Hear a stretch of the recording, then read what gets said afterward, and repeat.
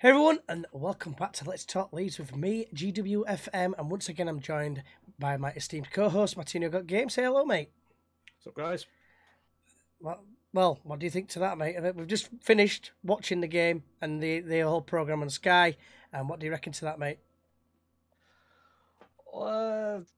Absolutely awesome, because the derby and the commentators are just all so salty about this spy and stuff.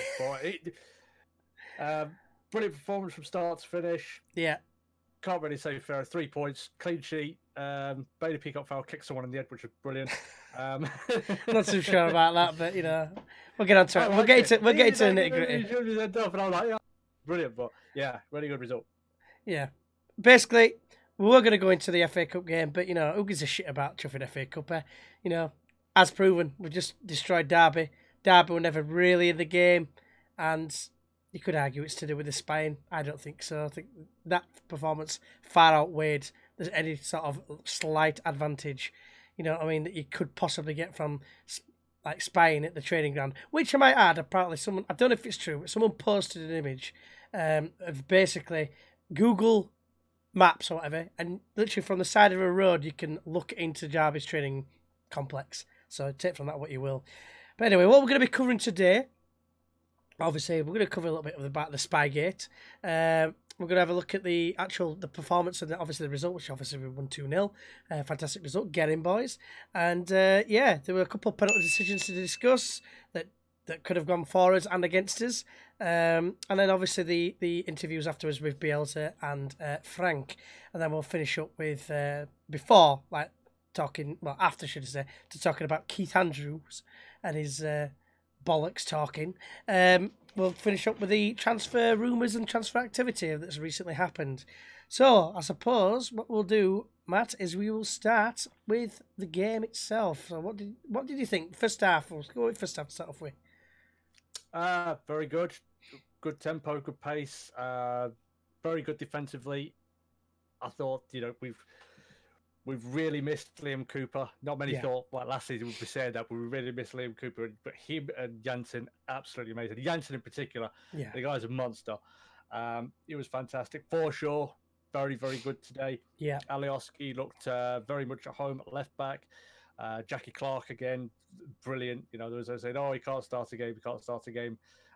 He started the last two, and he got a little bit leggy towards the end, but then he's still young. He's still developing. Cramp, didn't he? 70 minutes, and then he gets a cramp. But just absolutely brilliant. Derby were nowhere in the first half. To be honest with you, we definitely stonewall penalty, absolute stonewall penalty after 30 seconds. I don't understand why it wasn't given. Well, it was given, wasn't it? It was given, wasn't it? It was a yard, yeah. And then the linesman decided, no, it was a yard on the side, but I'll put my fucking flag up. Why not? So yeah. Don't think he was a disgruntled Derby fan then, no? Because of the Spygate. No, possibly. Maybe Alioski was the guy spying, and he's got some compromising, pictures of him in the sheet. Who knows? It could be, Alioski is like, I'm going to flag him for offside. I know he's got those pictures of me and the sheep. But yeah, like I said, overall, brilliant first half. Set the tempo very early on, and we just once we got that first goal, once we got a foot on the net, we didn't take it off. Basically, yeah, it's very, very well put, I think. I can't really disagree with anything that he said. The the penalty decision was laughable. He got it right, and then Lionel made him change his mind, and he got it wrong. But you can't blame the ref on that. He's got to trust his linesman, because that's what they're there for, basically, to make decisions for him. That was one that he deemed was offside. Even the roof build-up one, I don't even think that was, if anything, it might have been marginal, but that's the only thing I can really think that would have made it be offside. But based on the Alioski run, it was nowhere near offside. It was just ridiculous. But, fortunately, we carried on. I thought, I hope that's one of our chances. I bet you'll see them get a penalty or a goal that was offside in second half as well, thinking the worst of the linesman. But to be fair, he... I think there were a couple of times that I think he cocked up for them as well. So, he balanced himself out, I suppose, in the end. But yeah, in terms of the first half, for sure, brilliant. Cooper, like you said, was brilliant. Alioski, he was like a different man. Like, just the slide tackles and every single one of them winning ball, they were brilliant. I've never seen like we've been saying, haven't we? We think he might be better at left back than he would be on the left wing, but it's just when you got Barry Beckham in team, isn't it?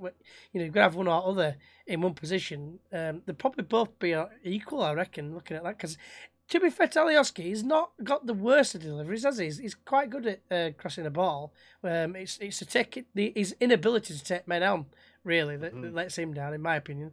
But yeah, the first half, absolutely buzzing, 1-0 at half-time, and you just felt like we needed a second goal. And it did come very early in the second half. You want to talk about the second half, Matt? Yeah. So we pretty much just sat back down again to watch the game. Clark again, absolutely brilliant. Just drop his shoulder, get past his man, and then again just open up half a yard. Potentially, if Carson didn't get his fingertips to it, that might have found its way onto the post and maybe the back of the net. Carson tipped it. Alioski with the worst pass you're ever going to see, but luckily just Harrison was just in the right place, right time, tapping. Yeah. And that's 2-0. And from there, I mean, you were saying towards the back of the first half, you wanted a second goal just to shore things up, just to make it a little bit less nervy, really. Yeah, pretty much. And also put the emphasis on Derby to come at us so we can kind of get behind them and break a little bit more. Yeah, because that's where some of our problems have come. We've been seeing early. We've had to chase games, and that leaves us a little bit exposed to the back. But got the second goal. Derby came into it a little bit more as play went on. But I can't really think of many, or if any, clear-cut chances for Derby through the whole game. Again, they put a bit more pressure on us second half, and then Bailey Peacock found a bit of pressure on the forward's head with his boot. Well, yeah. We've got you think it. I mean, I don't know. They've been talking about it being a red card, haven't they? The pundits afterwards, but I don't think it didn't look like it was done in a malicious way or anything to me. I mean, yeah, he looks at him, but he's not gone like, I've just pushed my hand forward there just for you, Matt. And basically, you know, he had done like Mane against chuffing Edison at Liverpool against Man City last season. You know, he's not got full on drop kicked him in the face. It's literally like as he's coming down, it's just like his legs gone like slack for me. I don't know. It just, I don't know. But it was accidental. Yeah. If anything, it looked accidental, clumsy, if you like. But I wouldn't have said it was a red card. If that's going to get dragged back for a high boot, then you should be looking 2 seconds earlier when there was a high boot. His boot was Jansen's head height. Jansen isn't a small guy. No. And he's not stupid. He's only stupid to the head on. And the guy who was forward, he's only about the same height as me, about 2'6", so 5'6". So it's a long way up. So there we go. Then we should have had another pen, shouldn't we? Yeah. Bloody, the ref's looking right at it. It's right there. It's about 5 to 10 yards away. Well, probably 10 yards away. It's right there. There's nothing impeding his view at all. No attempt to even get the ball. He's not kind of shifted and maybe planted his foot and got him that way. He just stamped on his foot. Yeah. Because you know what happened. He knocked him away, didn't he? Not the ball away, so he did Pablo just in front of him because he knew him coming. We're probably going to be waiting another, we will have to wait 50 odd games, 60 games to get from the penalty before our last one. I think we got another 50 odd games until that time comes up again, because it seems that way. We're not getting anything out of this, but I don't know. It kind of feels like the season we got deducted 15 points in a little bit, in a way, because because it feels like the refs are completely against us. They won't give us anything. The whole of the football league's against us. All the other teams are completely against us. They fucking hate us, but we love it. It's a siege mentality. It's us against the world. Yeah, it's weird. That's just going to fuel us. So it kind of feels a little bit like that. And yeah, I mean, towards the back end, Jansen potentially injured. As well. I saw that. Yeah, it was gonna chin someone. Who was it? Wagon? Yeah, Martin Wagon. Yeah, dickhead who came over and told him to get up the soft prick or something. From what I didn't get his lip reading perfectly done, but he was being a knob about it basically, just because they were losing. In terms of the penalty, The second one in particular. I mean, like I said, he tried to give us one, bless him, but apparently they only given one all season, so the likelihood of him effectively giving two, obviously the other one overturned, but was very, very slim. He giving one all season to anyone, so it was always going to be. Special. Say again. Was a special. Yeah, it definitely was. Yeah. So, but yeah, second half, we were like I said, we got the early goal, and then it just seemed to be like plain sailing, and we had a little bit of flair from likes of Janssen. Alioski were doing a few little things like back heels and attempting to do them and stuff like that, and it just kind of we still had the element of a threat when we went forward, but it seemed a little bit more casual. Maybe we were trying to preserve energy for the next game. Maybe I don't know, but it just seemed to peter out, and eventually, obviously, we got the result, which was the most important thing, following his last two defeats in the league, and obviously the FA Cup defeat, which for me, half the team were rested. We didn't even put first teamers on the bench. That tells you everything you need to know, I think, about how serious we were taking the FA Cup. But yeah, after that, we had the interviews. Bielsa, obviously, you could tell he pretty much happy with the performance, like the normal spiel. But then he was asked about the Spygate thing, and he just basically held his hands up again and said, "Look, that I know about it now. It won't happen again," sort of thing. And then Frank Lampard was asked about it, and he was very honest. He said no excuses. They were a far better team. I can't say that is the reason why we've just put a performance like that. A lot of fans, probably of the opposition, will probably be disagreeing with that factor. They'll probably make out that it is. And in terms of the Spygate, I'm not too happy that it's been done, but at the same time, if it's something that he's always done throughout his career, he's probably not even realised he's been doing anything wrong. Not to completely defend him, because he probably did get told, but he probably thought, fuck it, I've done it all my career. I'm not having someone tell me how to do my job. So, I don't know. But at the same time, is there a specific rule that says you can't go and spy on another team training? Is there a specific rule from the FA? Not for training, but there's something about. I seen a rule. I'm trying to remember what it said now. It said something about basically to do with respecting your opponents, and it's infringing on that. It's like a grey area, so they could possibly do them on that. I don't see that as disrespect. That is sort of respecting your opponents, because you see them as enough of a threat to actually go and watch them training and scout them training. It's a double-edged sword, I suppose. Some people take it one way, some people take it another. But there's other things that go on, in football that happen. People went on about what happened with Wolves last season with the agent. And that didn't really get investigated. Frank Lampard, incidentally, when he was playing under Mourinho, they organised some sort of way of watching the teams when Villas-Boas was in charge of the observation of other team. That was an unofficial title, but I don't know what it was exactly. But basically, 007 was the official title. Yeah, exactly. They'd done it, and he'd worked under a manager who'd done that. So why is he getting so butthurt? If he's seen it surely he must know that happened at Chelsea. So if he's seen it firsthand, you know what I mean? Why would he be? Yeah. Why would he be so upset about it? Because apparently he were a bit pissed off about it before the game. Not so much after the game. More pissed off about it, the performance of Derby, which is fair comment in my opinion as well, because they just didn't turn up. And I'm glad because we got the points. But Keith Andrews afterwards on the Sky programme. He thinks Bielsa should get a ban. I don't know if it means like a touchline ban or a lengthy ban or what. He just said a ban. But driving ban. Maybe. Driving ban, maybe. Yeah. Well, he didn't drive anyway. I don't think so. Can have that. But I don't know. But he also mentioned as well that he doesn't think that we'll go up automatically in the top two with the starting 11 alone, which you have said. Let's see what happens, and he's going to remember that. Let's remember that. But anyway. Alan Hansen did the whole "you don't win anything with kids" thing. Exactly. You don't go up with a starting 11. Well, if I can see Keith Andrews, we'll see. We'll see who's left at the end of the season. Yeah. the one thing I do, and it's very much clutching at the. Well, it's not really clutching at straws, but it's a bit of a. It's like that, but in a negative way. I'm hoping that because if he's been doing that all season, sending spies out, is that going to affect? How is it going to affect how we play? I'd like to think it won't do at all.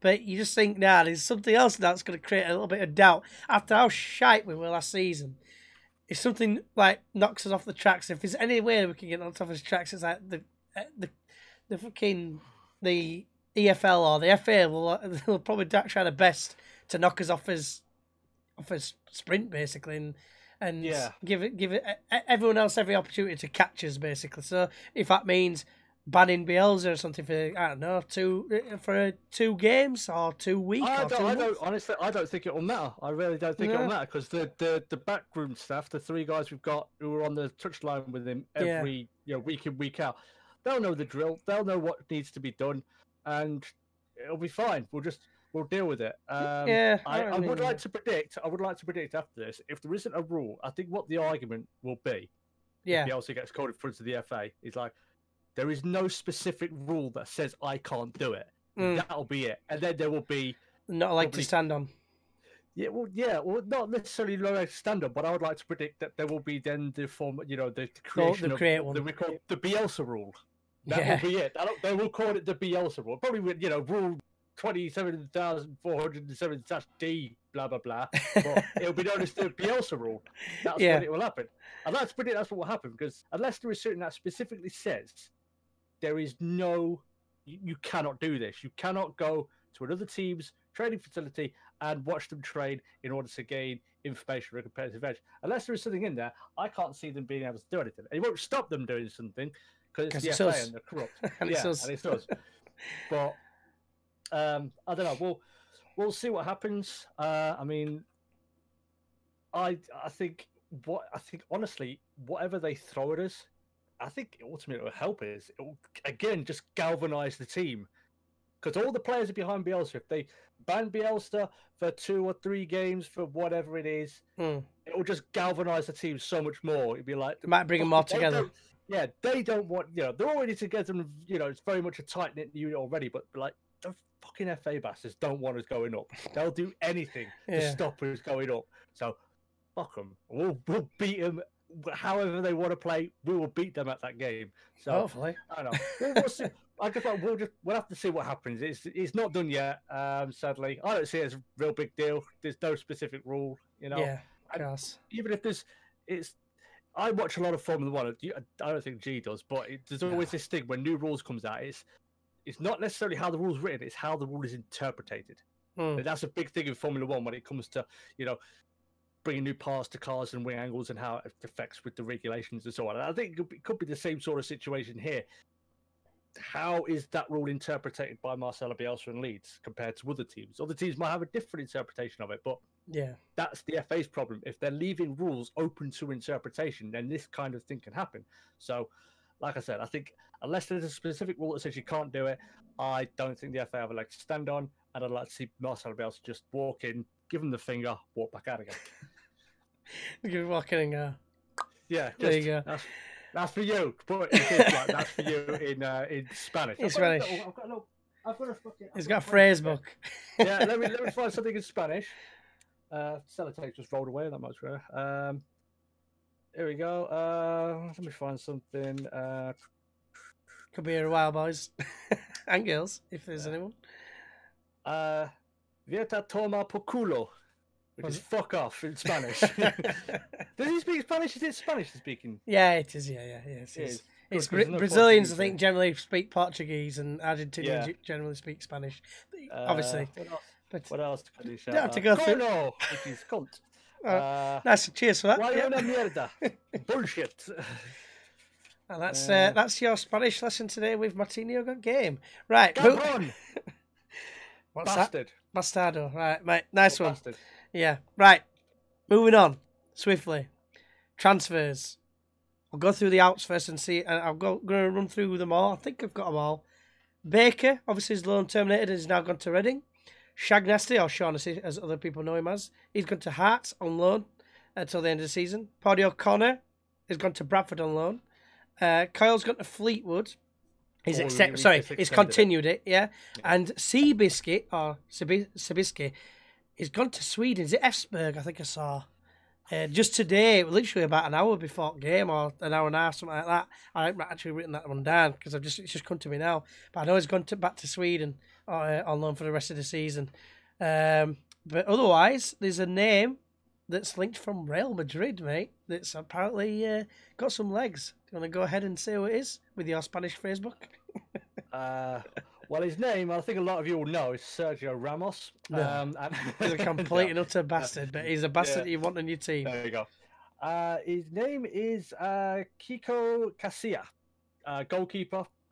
Obviously, we were in talks with Carl Darlow, and that all fell apart because I don't know, they didn't want to let him go on loan, or we just couldn't arrange a fee and agree that. So apparently, we've from some stuff I've seen, I can't confirm this. I think Phil Hayes confirmed we're interested in him and we're going to try and get him. But from what I've heard, we've agreed a fee, we've agreed the wages. He's just finishing touches, and potentially he should be through the door on Monday. Monday, yeah, as well. We'll see what happens there. Another one potentially that I've heard something about, Franz Sol, who plays in the Dutch League, Eredivisie. Yeah, Eredivisie for Wilhelm II. Willem II. I call him Willem II or Willem II, whatever it's pronounced. Willem II, yeah. Not good enough to play for Willem I, obviously, but could be a good player for us.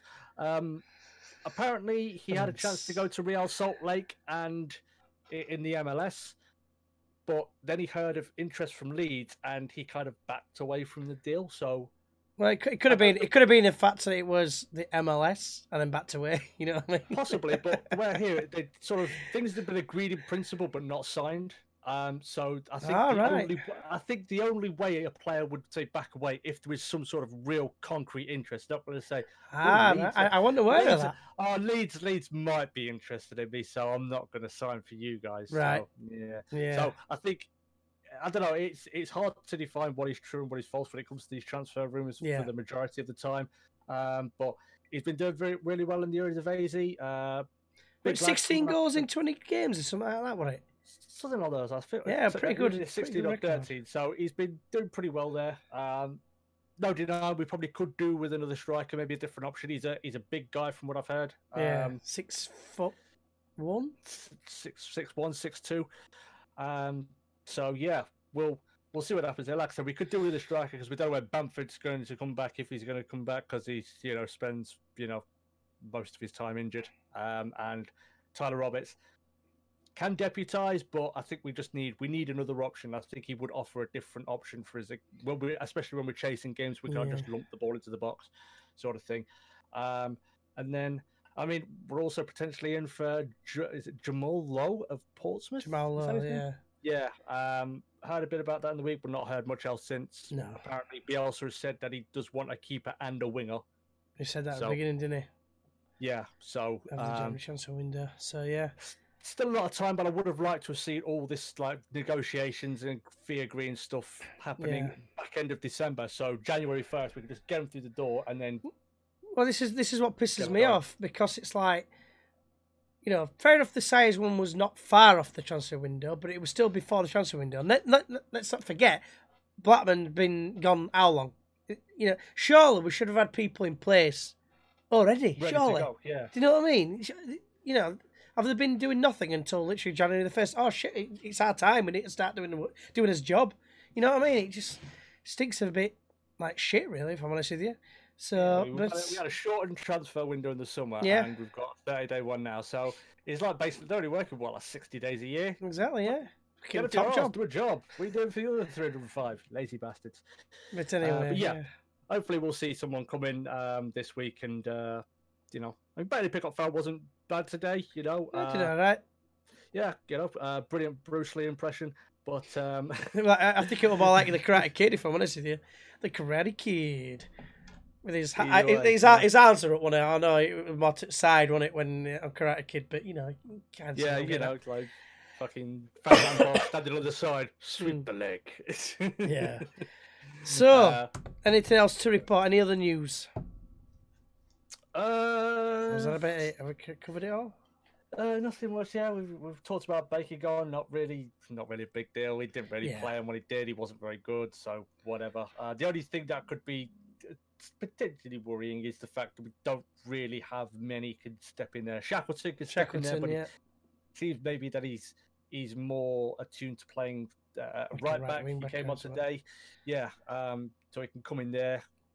But whether he can really influence the midfield, we don't know. But again, hopefully we don't get to Don't have to find that answer out. Yeah. But hopefully we can get. I think we could do with a midfielder, considering Baker's gone. Well, but that's what I'd like to think. Yeah, I'd like to think if he's gone, we're going to be getting another one in, surely. So unless there is someone brilliant in the youth team that we don't know about yet, but then it could happen. But I don't. Stevens got on bench again, didn't he? Because he were on bench against. I think he were on bench. Jordan Stevens. Yeah, Jordan Stevens against QPR. I think he were on bench, but he were on bench again. So maybe he's the next one. Maybe there were Robbie Gotts as well, who can play mid up part, but he's more of a right back. So and I think he just signed a new contract. He did actually. Yeah, I think you're right. Actually, yeah. So yeah, so we'll see what happens. I think you pretty get decent odds that it's not signing anyone because it's Leeds, and we know what it's like. But hopefully we'll get a keeper through on Monday. This Kiko Casilla, who he's got to be first team, hasn't he? It's got to be first team. Yeah, and they're looking at him because he's apparently pretty good with the ball at his feet, which is sort of a prerequisite for a keeper at Leeds under this system and under Bill. So. Yeah, we'll see what happens. Hopefully, we'll have something to cheer about for the next video that we do.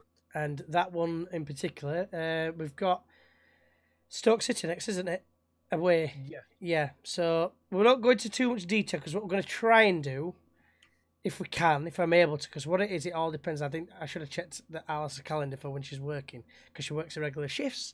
So I can't always say that I'm going to be available every Saturday. But if Alice is here, I'll be able to come out to my office that I've got out here, and I can we can do a little bit, maybe see what you think, a stream before the game and a stream after the game on YouTube, so then I can just literally post it for anyone who misses it. They can watch it afterwards. But if that's something you guys would be interested in, and you can ask us questions while we're on, before and after, like obviously you got match predictions and things like that, and then afterwards who you thought was the man at match or some just little ideas like that. So I'm just going to put that to you guys that are still here watching at the end. Is that something you'd be interested in? But I don't know about you, Matt, but I'd like to think that'd be quite a decent thing to do, maybe. What do you reckon? I'll be into that. Yeah, be direct interaction with us. So yeah, let us know in the comments, guys.